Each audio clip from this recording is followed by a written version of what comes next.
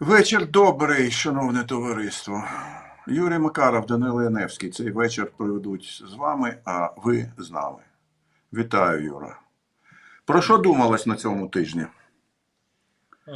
Думалось, як всі ці 100 з чимось днів про те, що пізно прийшла війна, коли ти все своє попереднє життя плекаєш свою маскулінність і думаєш, що ми мирні люди, наш бронепоїзд, і коли приходить час і виявляється, що ти вже в своєму віці і фізичному стані нікому там напередку не потрібен. Я переконаний, що у тебе приблизно ті самі емоції. Мене це не залишає.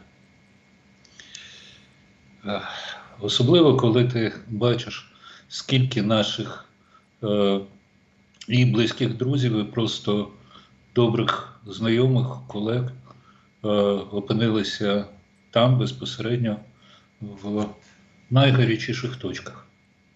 От я про це і думаю. А я про це не думаю, тому що у мене думалка відключилась, так само, як і серце. Після Бучі, після Маріуполя, після Азовсталі. Я скоріше розмірковую. І знаєш над чим? Я розмірковую над тим, що ми щасливі люди. Тому що ми з тобою, наша генерація, тому що на наших з тобою очах народжується принципово інша структура українського суспільства. Це правда. От я глядачам скажу, для більшості нашої аудиторії це зараз прозвучить як сказки бабушки Аріни. Щось таке сказочки Санди Лагерлев. Коли я зростав в Чернівцях, вчився в університеті, до якого мене вперто не хотіли приймати.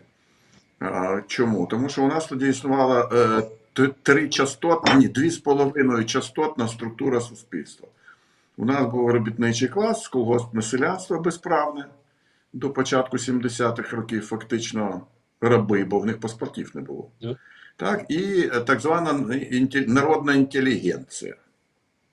В 91-му році це все закінчилось, тому що зникли промислові підприємства, чи почали зникати. Колхозне крестьянство частково збігло в міста, частково перетворилося на фермерів, частково спилося просто. Спилося? Ну, вживали, коротко кажучи. Так? А інтелігенція якось перетворилася частково на якихось жебраків, які бігали з кравчучками по містах і намагалися хоч якось вижити, або брали 2-3-4 роботи, надомники, ну, хто що може. Так?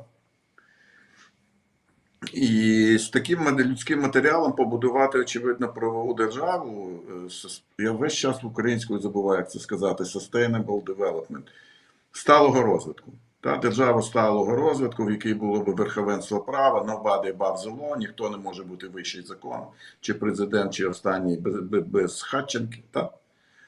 І я думаю, що війна радикально змінила цей порядок.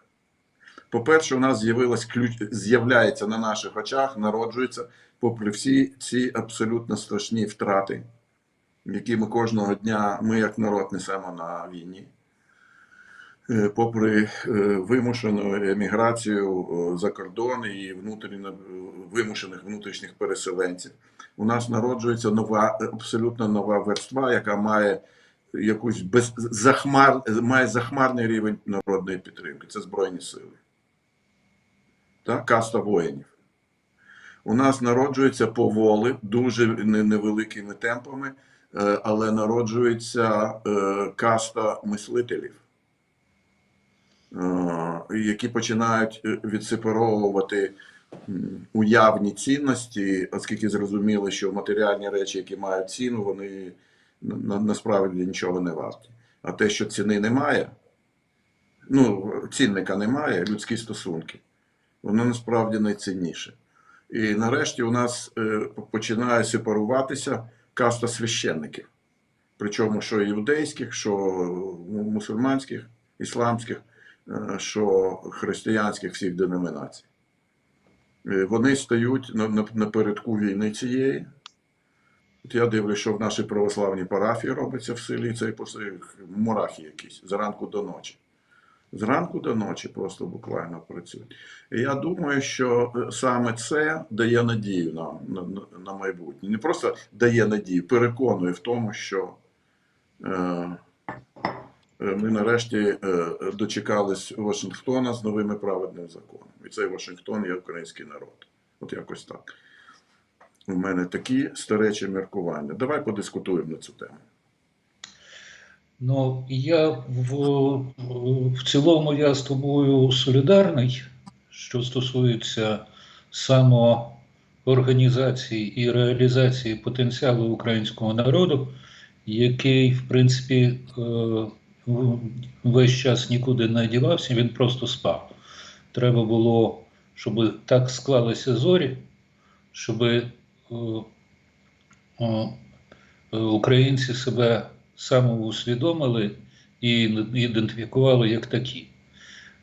Є ще один фактор, на мій погляд, не менш важливий. Це, власне,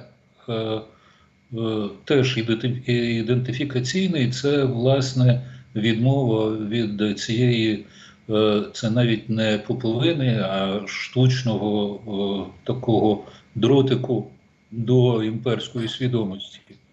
Тому що я не знаю, як ти, а практично всі в моєму київському оточенні, починаючи від моєї юності і 100% до 91-го року, всі ці люди так чи так були, перепрошую, русскими людьми.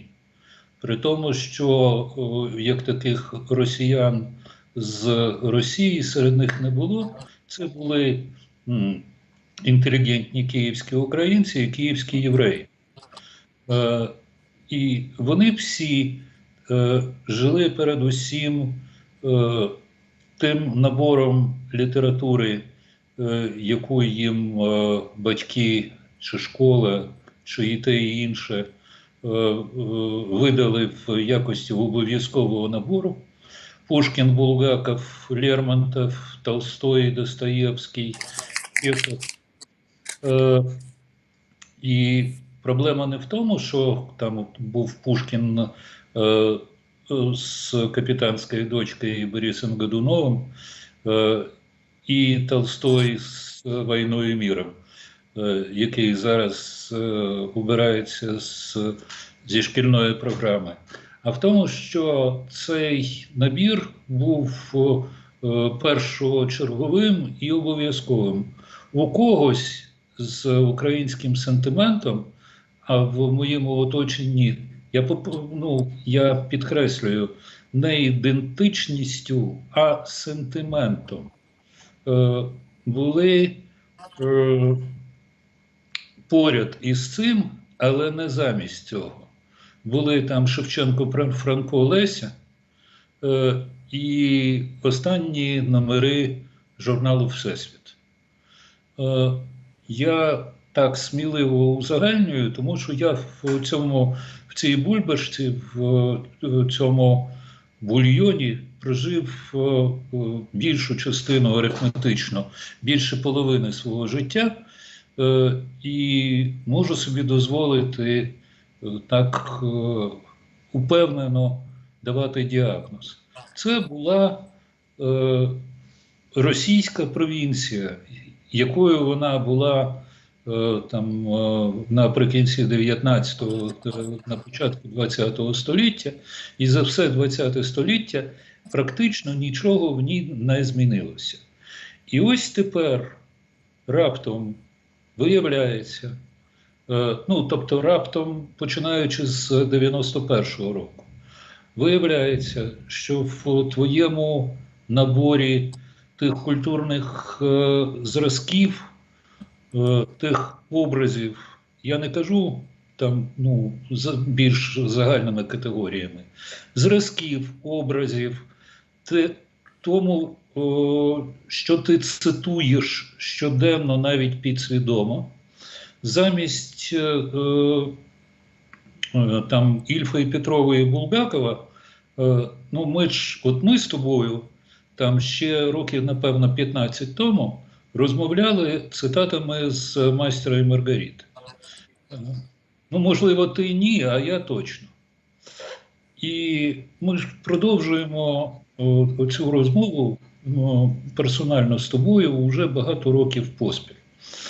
І раптом виявилося, що окрім великої руської літератури і великого руського кінематографа з там Тарковським, навіть припустимо, я не кажу про там Ейзенштейна, там припустимо для когось Сакуров, для когось Олексій Герман, що існує ще великий масив світової культури, тієї культури, яка ні Пушкіна, ні Лермонтова, в принципі, так особливо серйозно не тримає в голові. Може Чехов. Чехов для там англомовних це безумовно величина. Той самий Чехов, який про себе казав «я хахол». Це ж цитата, ти знаєш, так? І коли виявляється, що ця система координат, в якій жив український і російськомовний інтелігент, що в Києві, що в Харкові, що в Дніпрі, що в Запоріжжі, що ця система координат радикально змінилася, просто радикально, і в ній з'явився, по-перше, великий американський кінематограф, великий французький кінематограф, там, не знаю, Фолкнер, там, Вайлдер, чи з іншого боку, там, Камю, Сартр. Тобто це те, чого взагалі в нашому тезаурусі не було. Просто всі читали, там, всі інтелігентні люди там прочитали один раз Стендаля і забули. Або там... Да, його забудеш, а як же? Да, або там... Мадам Боварі, це я. Принаймні, ми не розмовляли цитатами з Фолкнера і Камю. Я не кажу про те, що ми не розмовляли цитатами з української літератури. Можливо, цитатами ми зараз і не розмовляємо, але принаймні ми для себе з'ясували, що цей величезний масив як мінімум заслуговує на увагу і пропрацювання, тому що там... Який саме масив, вибач? Української літератури, зокрема. Ми зараз про це, якщо можна. Я вважаю, що це можливо для цілої нації це так само важить, просто можливо не на першому місці, але якщо ти визначив саме касти, то каста тих інтелектуалів, які прийшли, випускників Українського католицького інституту і Могилянки, і та інших вишів, які заслуговують на повагу, хоча, на жаль, не всіх, далеко не всіх, а може навіть і не більшості. Але принаймні ці випускники, у них зовсім інша картина світу, зовсім це картина інша у генерації всієї. Просто і УКУ, і інститут католицький в Києві Святого Тими Аквіната, і Могилянка, і деякі інші університети, Крок, наприклад, але не тільки вони, є якраз ілюстрація того, про що ти говориш. Це принципово інший рівень світосприйняття, осмислення реальностей, напрацювання методик входження в цю реальність, співіснування з нею і розвитку. Я мушу тебе, вибачити, я перепрошую, я просто маю закінчити цю нескладну думку. І оскільки для оцієї касти зразка 1932-91 років для цієї касти літературоцентричність була за визначенням однією з провідних рис, ну, принаймні точкою заземлення, то така зміна означає, як мінімум, звільнення від цієї примарної залежності, ну, примарної залежності від метрополії і, в принципі, досить токсичного світогляду, який з цією культурою, яка нікуди не одівається. І ми ж не можемо забути всі ці тексти. Просто вони ну, якось по ранжиру перебудувалися, і разом з ними перебудувалася і наша картина світу.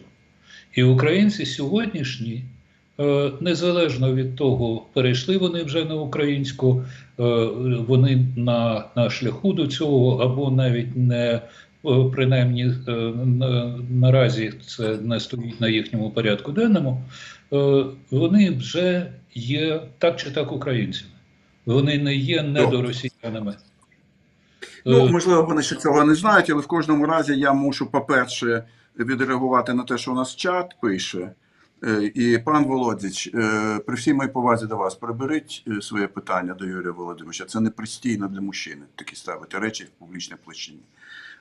І вам особисто розповідаю, що Російську імперію створила не Києво-Могилянська академія, а Петро І. Імператор і самодержець всеросійський.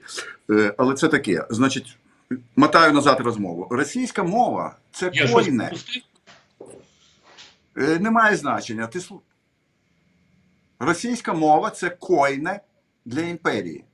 Для Римської імперії койне було латинь, для Східної Римської імперії койне грецька, для Австрійської імперії герцогство, іншими словами, австрійського. Потім вже, коли вони з Угорщиною об'єднались, то койне була німецька мова, що ми знаємо прекрасно. І так далі, і так далі. Атаманська порта, яка була мова? Турецька, і так далі. Так що тут нічого дивного немає. Це абсолютно природній процес, і всі, як би сказати, окуповані території, вони приречені. Ну, і іудеї візьми при імператорі Августі, наприклад. Що там було? Нічого там не було. Зажоп'я. Але це зажоп'я породило Ісуса Христа в тому числі. Ну, не тільки його. Йосифа Флавія, наприклад. Так що в цьому сенсі Україна не є винятком ніяким історичним. Вона була задуп'ям Російської імперії і Австрії.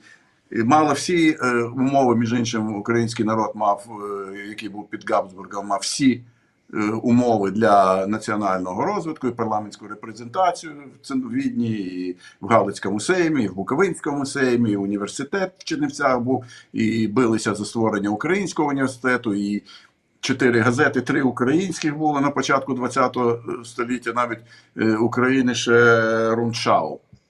Українська газета німецької мови. Так що нічого дивного тут немає. Дивне тут інше, що ця культура, яка гнобилася тут і вирізалася фізично десятками років, все ж таки в якийсь чудернацький спосіб існує. Я от бачу, що читаю тепер. Добре видно? Ну, Підмогильний. Місто. Він всього-навсього на 10 років молодший Михайла Булгакова. Якщо ти покладеш 2 тексти, Булгакова і Підмогильного, ти зрозумієш всю різницю між 2 письменниками. Хоча вони писали в одні й ті самі роки. Це просто якісний розрив. А чому це так? Тому що Могильний не талановитий, тому що Могильний дурний? Ні, він прекрасний письменник. Річ у тім, що не було ґрунту. Якого ґрунту? Не було найголовнішого, не було навчання в мові. В мові зрозуміній абсолютній переважній більшості людей.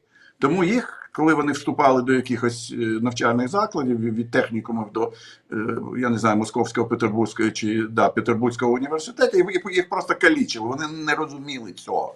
Як моя дружина не розуміла, і вся її генерація, і до сьогодні не розуміють російської мови. Їм це просто до дупи. Так? Ну просто тарабарщина якась китай. Але я про що? Я про те, що культуру народу породжує попит, а попит породжує тільки соціальні верстви, які мають гідне ставлення до себе, які готові вмирати за своє право бути українцями.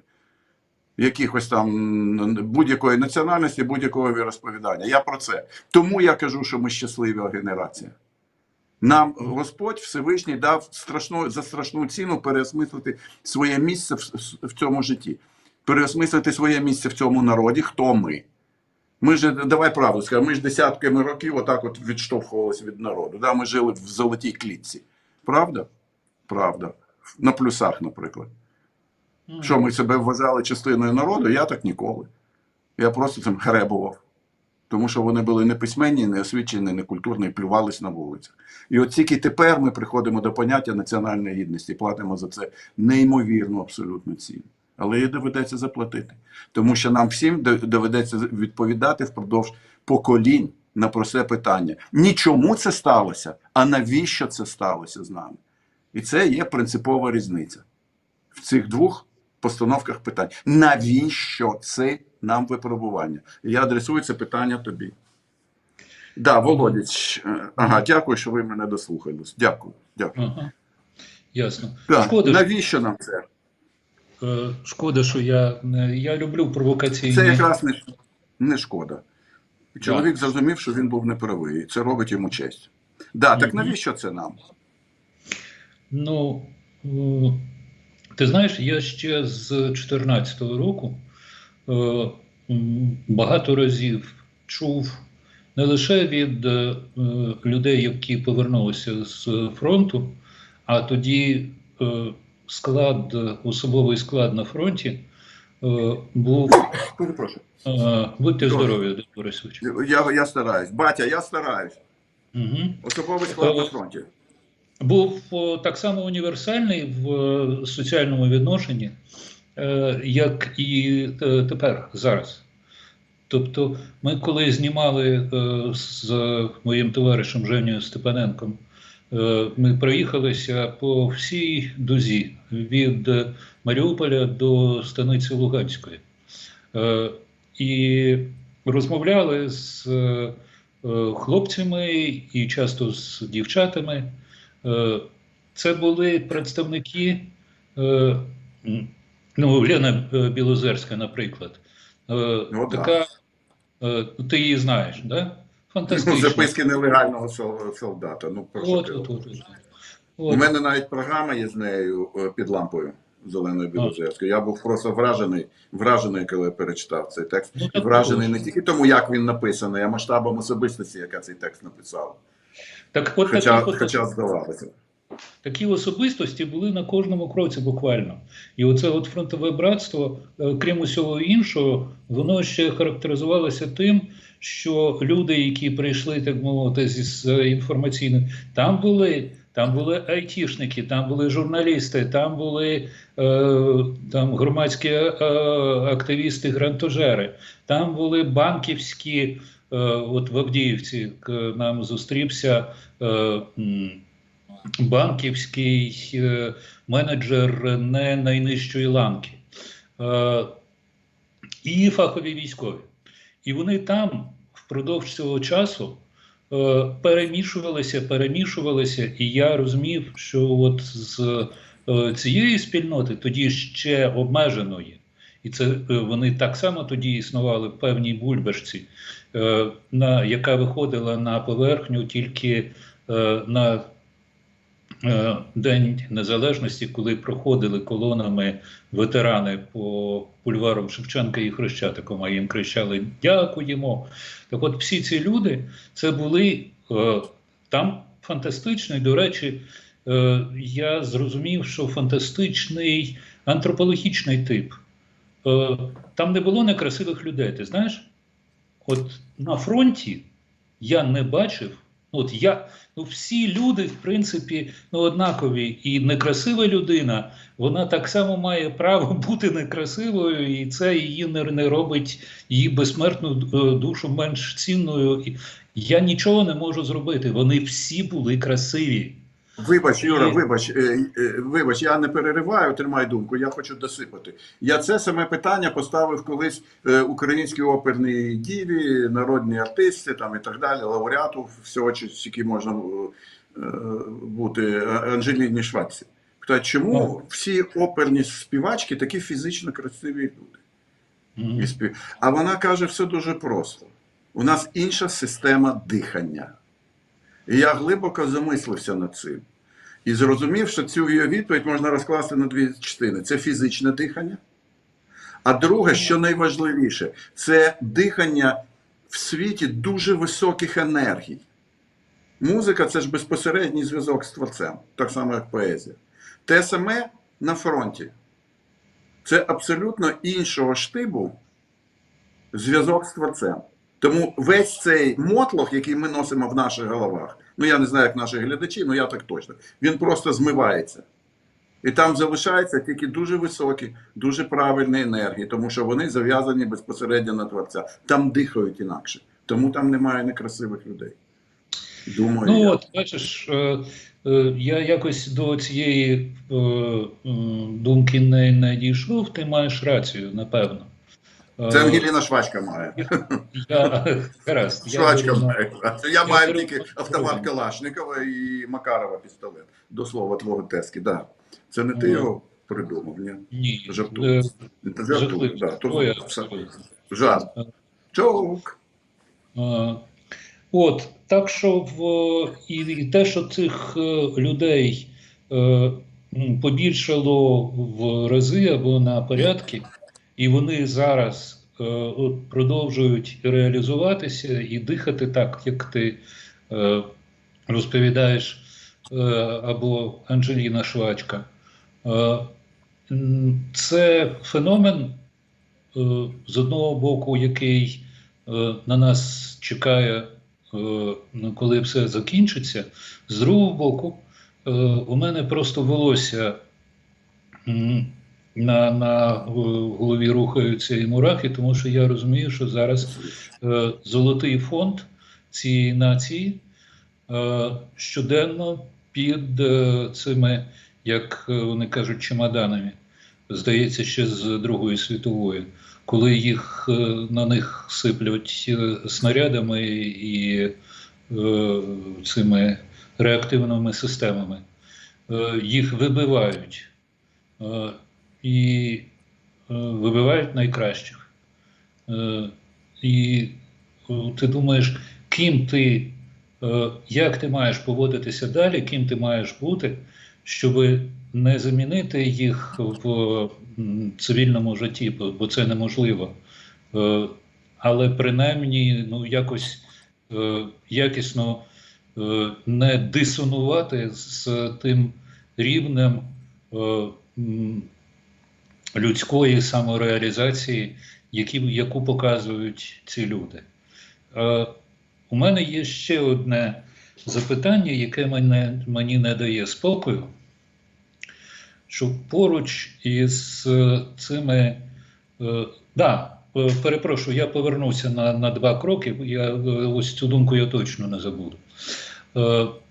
Так от, з 2014 року я чую від цих людей, з якими ми спілкувалися досить тісно і постійно через те, і ти так само, я знаю, через те, що у тебе просто таке коло знайомих і друзів, а ми робили програму на першому про війну, яка називалася «Війна і мир», і це, до речі, я перепрошую за хвалькуватість, це була єдина на українському телебаченні циклова програма про війну. Більше не було. Просто не було. У нас програма «Фронт» скільки років йшла. І ми були єдиною медійною платформою, яка з моменту заснування, з першого ефіру, завжди починали будь-який вечірній ефір з чого? Вшанування пам'яті загиблих на війні. Так що будемо коректні. Очевидно, у нас масштаби не ті, що у Суспільному. Але теж щось можемо. Я можу втрутитися, чи ти... Я водночас спілкувався, як всі медійники, з силою селеною іноземців, які сюди, зрозуміло, що вони були приязні до України, зрозуміло, що для них Україна була весь час важливою, які сюди приїздили і які казали, занурившись в наше середовище, коло наших проблем, в те, що ми між собою обговорюємо, в наш порядок денний, вони казали, що ви здатні старій Європі давати сенси, ділитися з нею своїм розумінням, вливати в Європу нові сили і нову віру в демократичні інститути. Попри те, що у нас інститути як такі були і залишаються вельми недосконалими, але віра в, ну, я перепрошую за пафос, просто така тема, що без цього не обійтися. Віра в добро і віра в людей доброї волі, це, власне, біблійний вислів. Для цих людей, які приїздили до нас з Європи і Америки, вона була а. несподіваною, і б. Викликала в них заздрість. Оце важливо. Ні, я би посперечався з цим. Це абсолютно надумана, на мій погляд, абсолютно надумана концепція. І можу пояснити тобі чому. Тому що бути прикладом може лише та формація, чи та інституція, чи та людина, яка сповідує, промовляє і дійсно вірить в те, що вона говорить, в вищу систему цінностей якихось. Немає значення якихось.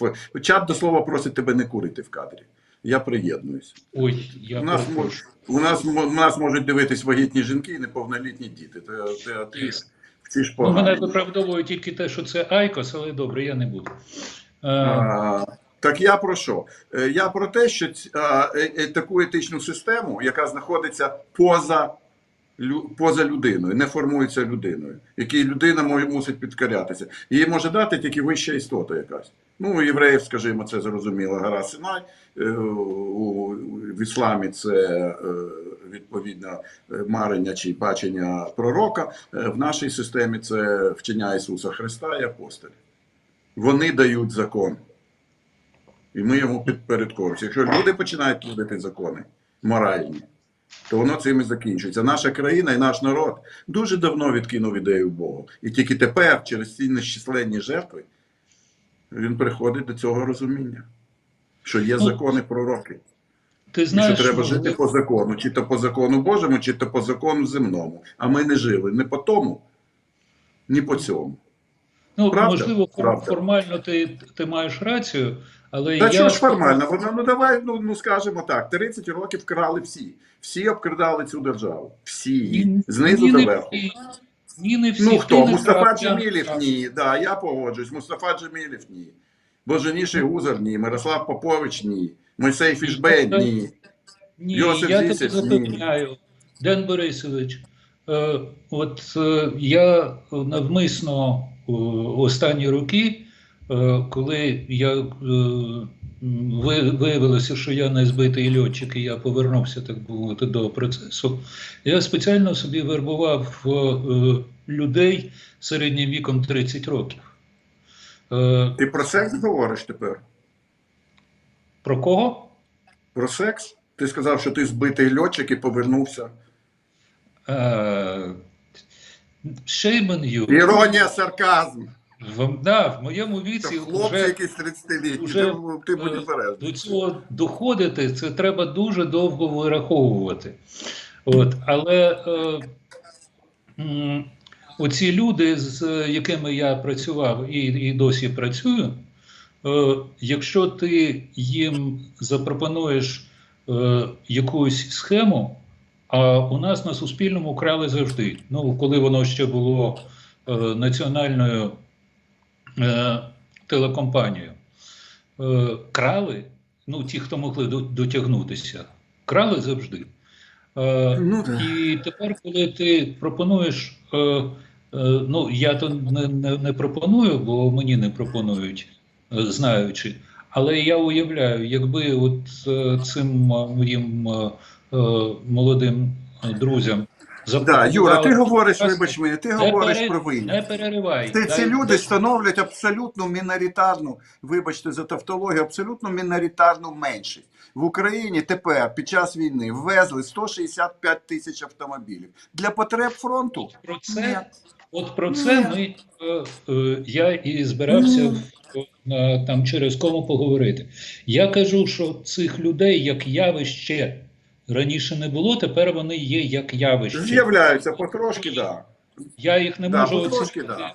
в цифрах у відсотках, але їх не було, тепер вони є.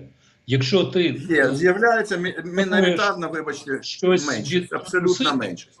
ти отримаєш в пику. Я тобі відповідаю. От. Потім Я з тобою почув, він меншість, абсолютно меншість. Гаразд. Стандарти Окей. соціальної поведінки, ми з тобою знаємо, як ніхто інший. В суспільстві завдають вищі класи, так звані еліти. Хто такі еліти? Ті, які впливають на ухвалення політичних і економічних рішень. У нас, ти можеш назвати хоч одного політика у нас за 30 років, який би не замазався в це гівно, ну крім вже перерахованих вище там Мустафи Джемілєва, і можливо ще якісь є, яких я не знаю. А всі решта ж отак от, по моїх вуха. Ну, я знаю, Люди на це дивляться і кажуть, якщо ви можете, так і нам це дозволено. Тому і ця держава в сраку провалилась станом на 23 лютого. Не тільки 24-го сталося дві принципові речі. Зеленський сказав, я не поїду з Києва, дайте мені гроші. І масове народне повстання, якщо хочеш, за свободу. За свободу і за право, за гідність, і за право бути собою. Оці люди почали формувати принципово нову етику, не вищі класи, як завжди це було в світі. А самі, що не є соціальний, як би сказати, соціальний низ, якщо можна. Сергій Лещенко, мій друг, великий український письменник, Сайгон. Один з найбільших мислителів мого часу, яких я зустрічав. Хто він такий? Та це страшне діло. Просто почитати його «Юпак», наприклад, де він описав своє життя у цьому степу. Так що давай ми будемо обережні з цим. Я тебе прошу. У мене є питання, насправді, фундаментальне. Я дуже обережний. Я якраз дуже обережний в цьому сенсі. Я намагаюся по можливості не узагальнювати, але я фіксую якісь нові явища, яких раніше не було в нашому суспільстві. Тепер воно є. І є ще оця от проблема. Олена Герасим'юк, вона дочка Василя Герасим'юка і теж поетка. І вона зараз там напередку, я не знаю, чи безпосередньо в складі, чи волонтерить, але от буквально напередку.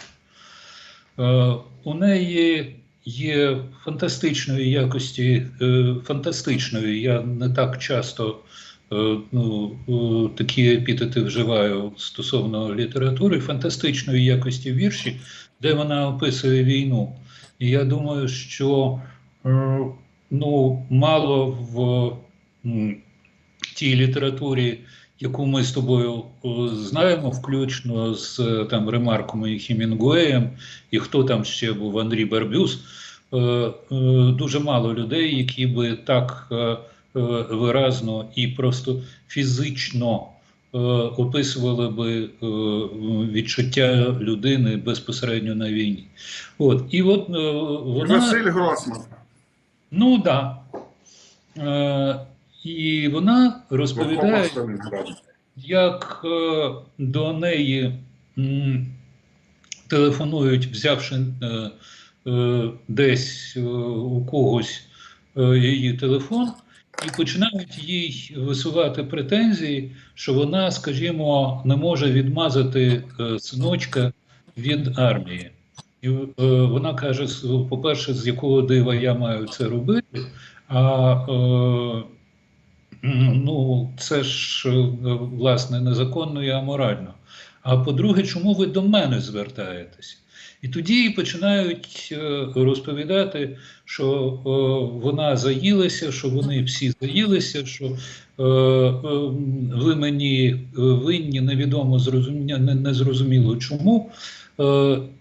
Це люди, наші сучасники українці, опортуністи, які не обтяжені рефлексіями, але натомість вони переконані, що всі їм винні, а вони не винні нікому. І таких людей серед оцього великого народу, про який ти казав, вони ж нікуди не ділися, їх до стобіса. Так само, як і цих політиків, так само, як і тих людей, які на горі намагаються заробити пару штук доларів, ввезши, а може і не пару штук, ввезши там чергову євробляху. Нам далі доведеться з ними жити, правда? Ну. І як ми будемо ділити наш спільний простір, і як ми будемо стримуватися від того, щоб не заїхати в пику черговій паскуді, яка дисонує з нашим часом і, очевидно, дисонуватиме далі так само послідовно. Це розрив. І не знаю, для тебе це питання звучить чи ні, але я думаю, Воно мені не звучить, я тобі скажу відразу, і скажу чому. Тому що ці люди рано чи пізно інкорпоруються в систему, їм все рано чи пізно вони не роблять своїх дітей, рано чи пізно їм потрібна буде іпотека для того, щоб купити квартиру. Всі вони хочуть жити в Києві, їздити на дорогих авто. І ми це бачили сотні цих історій за 30 років на наших очах. І закінчується все завжди одним і тим самим. Вони стають рабами цієї системи. Так само, як стали рабами системи, оці всі хороші росіяни, які тепер вагонами сюди їздять, а їм пачками роздають українське громадянство. От що я тобі скажу. Я мушу, вибач, реагувати на те, що наші дорогі друзі і прихильники, а може і опоненти пишуть в чаті, тому що ми ними харчуємося, а вони нами. Тут було питання, значить, про мою футболку вже того не буде, тому що це ексклюзив, і її було всього 100 штук. Так що, вибачайте, ви не... Ага, ну знайшов. Андрій Тьома пише, тому що, на що ти раніше говорив, він відреагував, тому що ми не до кінця з совка вибрались. І я скажу, що це абсолютно свята правда. От давай ми подивимось на сферу культури, яка завжди у нас регулювалася державою і до сьогоднішнього дня. У нас дві ключових людини в сфері культури. Міністр освіти, він закінчений, встановлений плагіатор, а міністр культури, я не певний, чи він взагалі хоч одну книжку прочитав в своєму житті. От просто я не певний. Ну я не певний, я ніколи його з книжкою не бачив. Третє, я думаю, коли у нас знайдуть ліки для того, щоб ліквідувати Шевченківський комітет. Просто ліквідувати його як клас. Просто закрити цю лавочку раз і назавжди. Тому що рівень таланту має визначати хто? Читач, глядач, слухач. Аж ніяк не якісь люди, при всій моїй повазі до Шевченківського комітету. Оскільки я все ще чинний голова Шевченківського комітету, я тобі можу... Да. Ну, нас мають переобрати, але коли це станеться, не зрозуміло. Я сподіваюся, що впродовж 2-3 місяців це станеться. І оскільки я на цю тему висловлювався багато разів, мені не треба довго шукати аргументи. Ми знаємо, що є всілякі там Гонкури, Нобелівські премії, а також Гремі, Оскари і все таке інше. І безліч різного роду премій, окремих театральних, окремих музичних, окремих літературних, які доповнюють ринок. І, по-друге,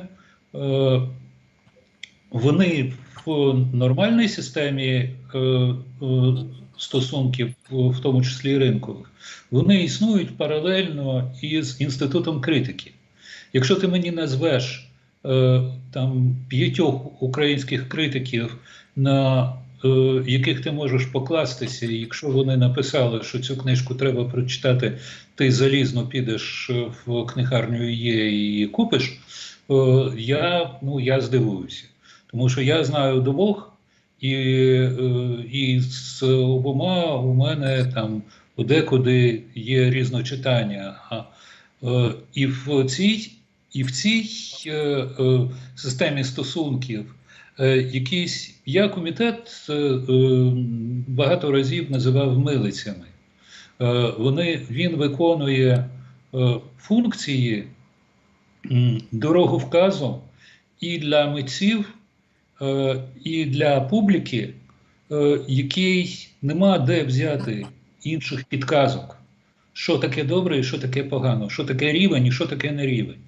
І принаймні впродовж 3 останніх років я відповідаю за те, що практично, я не з усіма, до речі, у нас же ж, перепрошую, демократія, я не з усіма нагородами Шевченківського комітету за 3 роки аж так уже солідарний, але з більшістю, безумовно, солідарний і за всі відповідаю. Ти не відповідає, Юрій Володимирович, на просте питання, що треба закрити цю лавочку так само, як треба закрити суспільне, яке нічого, крім пожирання грошей, не приносить. І якщо українські письменники хочуть визначати кращого серед них, нехай вони збираються, а не один Костянтин Родик визначає, хто хороший, хто поганий, при всій повазі до нього. От я про що. Що один з уроків, навіщо це з нами сталося, полягає в тому, що нам треба вкрай обмежити державні функції. Вкрай їх обмежити, радикально їх обмежити. Тому що кінець кінцем цю державу врятувала аж ніяк не держава. А врятували ті десятки і сотні тисяч, які прийшли по зову серця і за покликом душі до військкоматів. Це якраз ті, про яких ти розповідав на початку цього ефіру. Обережно. І які творять принципово нові запити в культурній сфері. Обережно. А це все, оці цяцькі-пецькі, так само, як всю наградну систему України з цими Богданами Хмельницькими і княгинями Олі, треба просто скасувати. Це все огідна пострадянська блювотина. От що воно є по своїй суті. Андрію Куркову не потрібен Шевченківський комітет для того, щоб його перекладали по всьому світу. Я тобі кажу, милиці. От не потрібно. Андрій Курков був на самісінькому початку його кар'єри, був не просто талановитим письменником, а він, розмовляючи там 10 чи 20 європейськими мовами, і неєвропейськими так само, ввійшов у світовий контекст, і не в останню чергу він так розкрутився, тому що його твори в інших країнах друкувалися, можливо, подекуди раніше, ніж у себе вдома в Україні. І це якраз виняток. Так само, як і Жадану, там, скажімо, не потрібен Шевченківський комітет. Але багатьом... Талант не проп'єш. Його видно за версту. Але багатьом все ж таки, це насправді, я про суспільне не буду з тобою сперечатися, тому що я просто у невигідній позиції, але я тебе запевняю, що не тут критична точка українського суспільства і української культури. Я знаю, де ця критична точка. Я знаю, де ця критична точка. Я про це говорю 30 років. Так що мене не треба переконувати в тому. Ця критична точка полягає в тому, що комуністичну Українську Радянську Соціалістичну Республіку покрили жовто-синьою прапором і тризубцем. Я особисто її покривав, будучи в Геральдичній комісії Верховної Ради. Правда? Правда. А правда полягає в тому, що в постіндустріальну епоху, в інформаційну епоху, оця політична структура, оця вертикаль, вона не працює, світ горизонтальний. і Україну вдруге, як на Майдані в 2014 році, ну, правда, в 2004-му там ще паростки були, як на Майдані в 2014-му, так і зараз, рятують горизонтальні структури. Очевидно, що потрібні вертикальні в державі, але тягар виносять на собі хто? Армія і ті десятки і сотні людей, подібних тобі, які як мурахи їздять на цей фронт. Туди назад, туди назад, туди назад, туди назад. Що ти, що Олексій Гарань, з яким я мав честь там вчора чи позавчора говорити, і сотні тисячі людей, яких ми не знаємо. От я про що. І це є один з уроків, я ж до цього веду, я з цього почав. Один з уроків, які нам дала ця війна, і ми маємо вивчити цей урок. Не чому це з нами сталося, не Путін поганий. А чому? Чому нас має навчити ця страшна війна? Навіщо? Навіщо? Щоб ми змінили наші підходи до культури. Культура починається там, де люди перестають плювати на землю і починають читати книжки. Нехай хоч починають хоч з підмогильного, а не з мене чи з Жадана. Щось простіше. Хоча він дуже непростий письменник. Так? Слухати музику. Жадан дуже непростий письменник. Жадан геніальний письменник. Він так, це те, що я кажу. Я переконаний, що він письменник світового рівня. Я не знаю, геніальний, але це реальна культура. Це потребує включення в контекст Жадана, який сам по собі окремий світ. Я це тільки про це кажу. І таких я скажу у нас, я з Андрієм, що ніяк не запущу цей проєкт про українську книжку з пен-клубом українським. Тому що у нас цих, вибач, Жаданів, кожен унікальний, але у нас є ще 10, 20, 30, 40, 50 унікальних письменників по всій країні, про яких ніхто не знає. І це мене заскочує. І це є один з уроків, які ми маємо вивчити всі, бо інакше ми зійдемо з історичної арени як народ. Навіщо? Навіщо, щоб повернутися до своєї культури? От до чого я веду. Да. Можеш мене прийняти? Я з тобою. Це не означає, що нам вдасться повністю замінити горизонтальними стосунками якісь вертикальні державні структури. І та ж армія, перепрошую, ми майже всі сміялися з армія мова віра. Це було непристойно в пристойному товаристві, це було непристойно промовляти серйозно. А між тим з'ясувалося, що українська кадрова армія станом на 24 люте все ж таки чогось навчилася. Так, це правда, нема про що говорити. Нема про що говорити. І заплатила за це страшну ціну. Нема про що говорити. Вибач, якщо ти завершив, то я декілька озвучу тут реплік з нашого чату. Я поки що вимкну світло, бо... Не потрібно, ти так виглядаєш, ти красивше так виглядаєш, справляєш враження інтелігентної людини. Гаразд. Я скористаюся цією ілюзією. Значить, Костя Скіба пише, що ти абсолютно закономірні і правильні запитання від пана Юрія. Молодці, значить, ти маєш підтримку. 500 лайків загубилися від тих, хто зараз дивиться. Це люди дорогі, просто неправильно. Якщо не підтримуєте українську культуру, тоді не ставимо. Якщо за українську культуру, просто відразу, автоматично.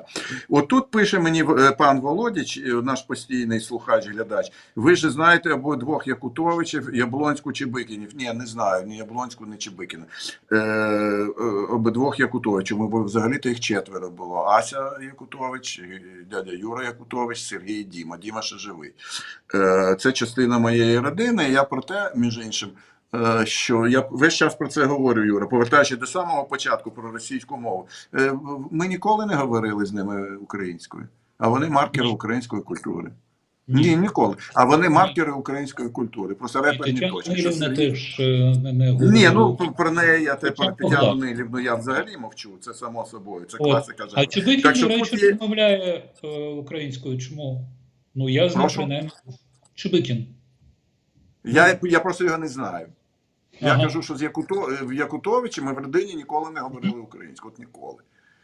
За 50, там 60 років. Я тільки про це. В чому було запитання? А? В чому запитання було? Моє запитання, не запитання, я просто маю реагувати на те, що люди пишуть. От, наприклад, Ігор Фокієв пише, що грошей немає на культуру.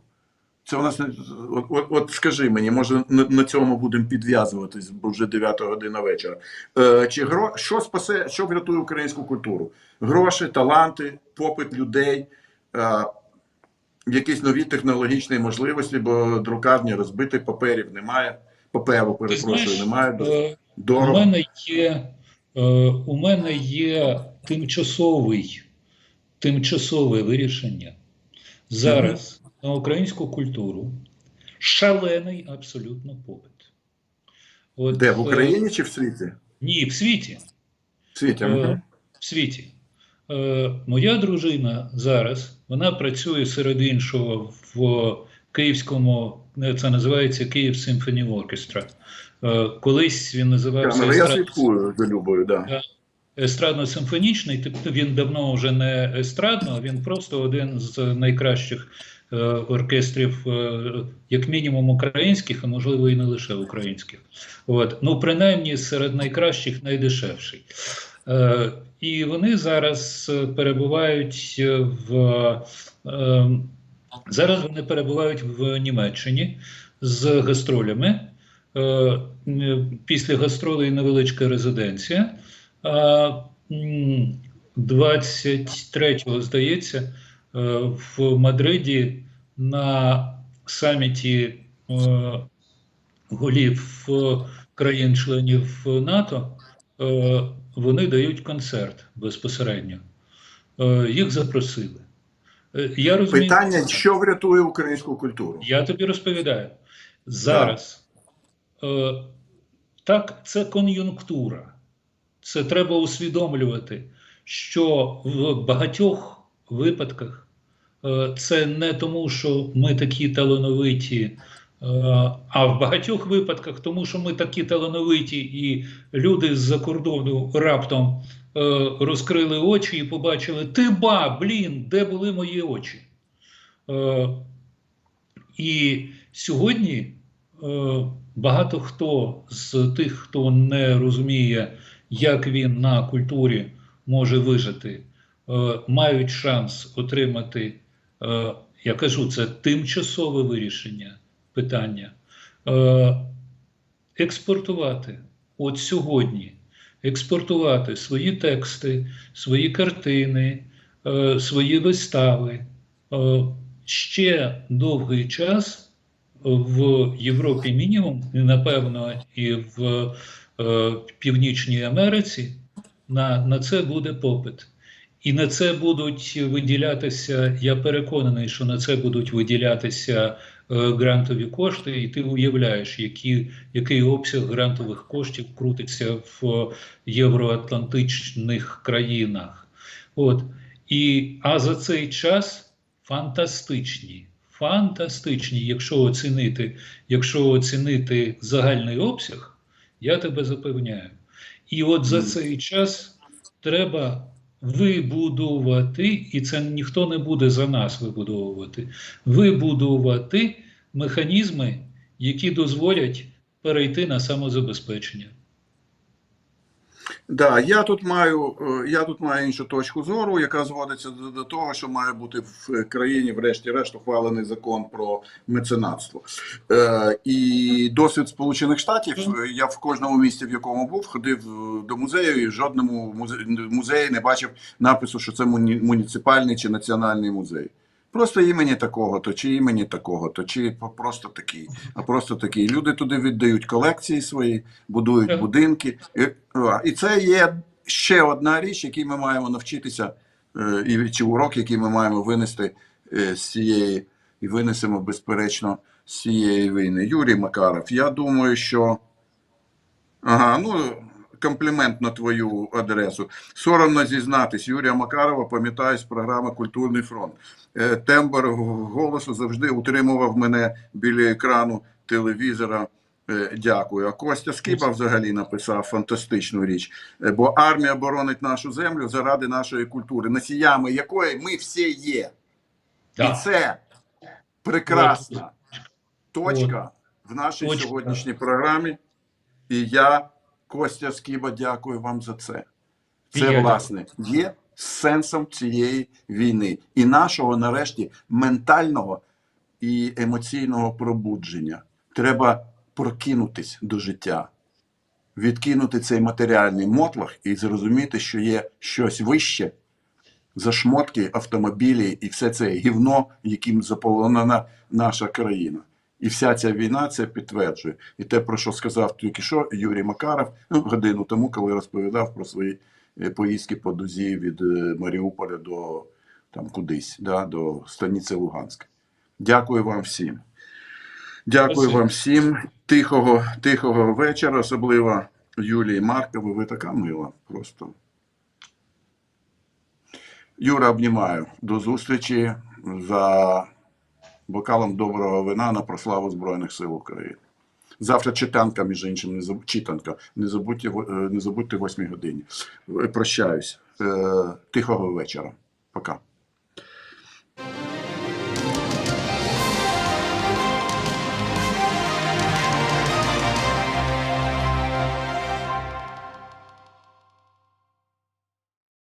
Прислухайтесь до свого внутрішнього голоса. Що він вам каже? Йобана, блядь, русня! Слава Україні! В етері новини. Мене звати Назар Задирій. Генштаб станом на 18:00 повідомляє, що на Сєвєродонецькому напрямку ворог веде штурмові дії з метою встановлення повного контролю над містом Сєвєродонецьк та створення умов для блокування наших підрозділів. Бої тривають. Противник здійснював обстріли із артилерії в районах населених пунктів Сєвєродонецьк, Лисичанськ, Устинівка, Тошківка, Золоте та Гірське.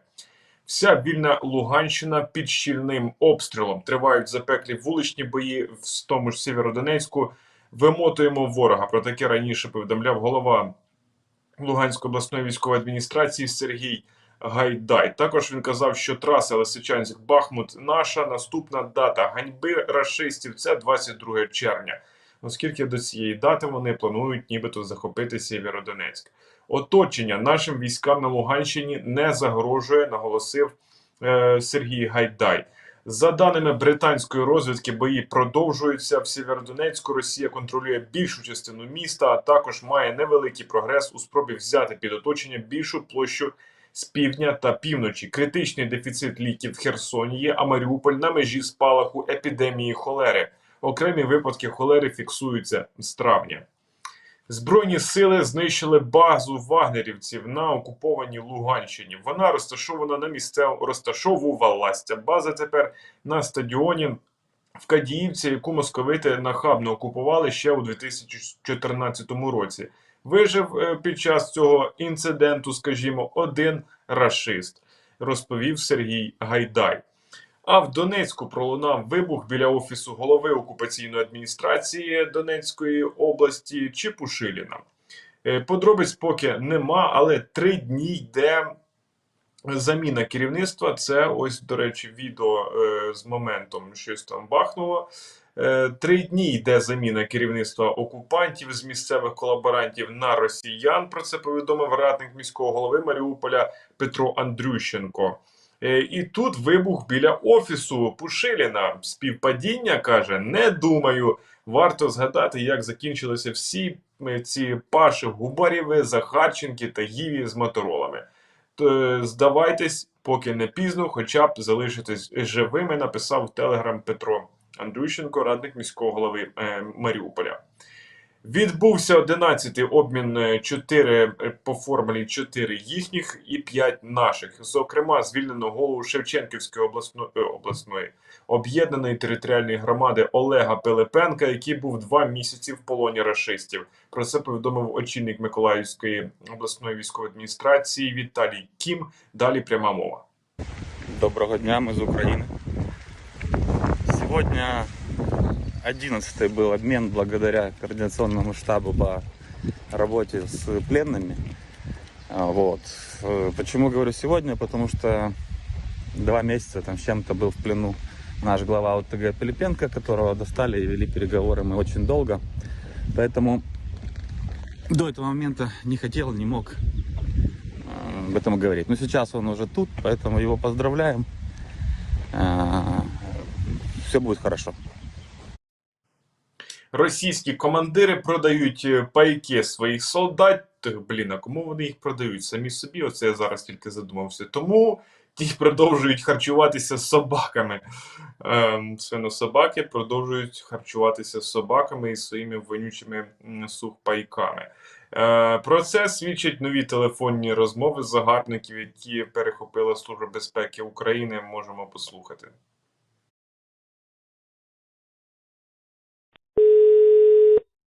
Привет, мой сладкий. Как у тебя? Знаешь, что я сегодня кушал? Ты такого никогда не кушала. Ничего. Животное? Барсук, Нет, мышь, нет. крысу. Собаку. О, боже мой. Вас что, вообще не кормят? Ну, мясо, охота же. И чё оно? Ну, ничего, так вроде нормально. Правда, это мясо жесткое. Фу, мне ж тошнит. Ну, как дела, Вань? Да ничего, нормально. Вас что покушать? Ой, покушать вот банки привезли консервированные. Какая-то закуска, там морковка, капуста. Мы сразу ее выкинули. Херня полная. Как поросята. Да. Щи какие-то там непонятные. У вас сколько пайков-то, насколько там? Сейчас пока нет. А, Куда-то налево ушли. туда, наверное, вывозят, да, и там, может, продают? Конечно.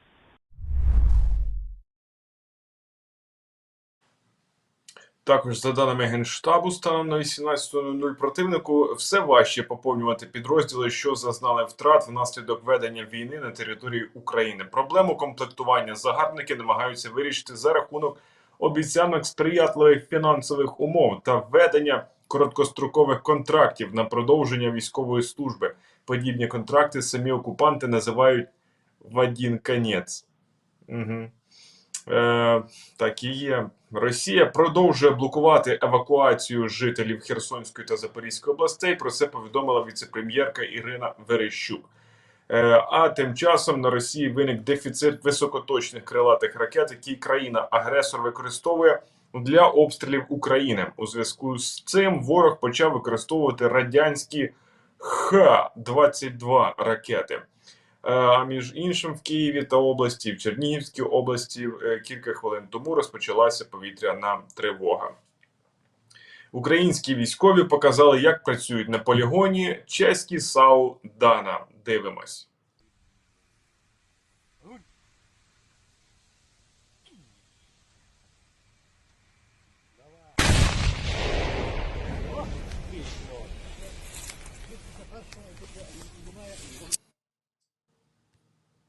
Нині на Донбасі йде артилерійська війна, і її результат залежить від того, яку і скільки зброї Захід надасть Україні. Про це розповів заступник керівника військової розвідки України Вадим Скібіцький у британській газеті Guardian.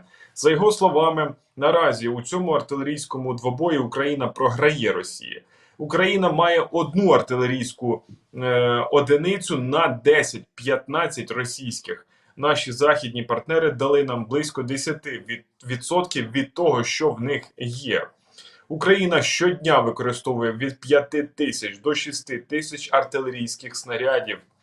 Ми майже використали усі наші артилерійські боєприпаси і тепер використовуємо снаряди НАТО калібру 155 мм, заявив заступник начальника Головного управління розвідки Міністерства оборони Вадим Скібіцький. Генсек НАТО їде в Швецію та Фінляндію говорити про їхній вступ в Альянс. У Фінляндії в неділю генеральний секретар НАТО Єнс Столтенберг зустрінеться з президентом, міністром закордонних справ та іншими високопоставленими фінськими чиновниками. А в понеділок Столтенберг вирушить до Стокгольма, де зустрінеться вже з прем'єр-міністром Швеції та членами уряду цієї країни. А в передмісті Токіо, в місті Мацудо, почали знаходити ритуальні солом'яні ляльки з портретами Путіна. Оце так виглядає. Подібні ляльки типу вуду були знайдені прибитими до дерев на території 7 храмів.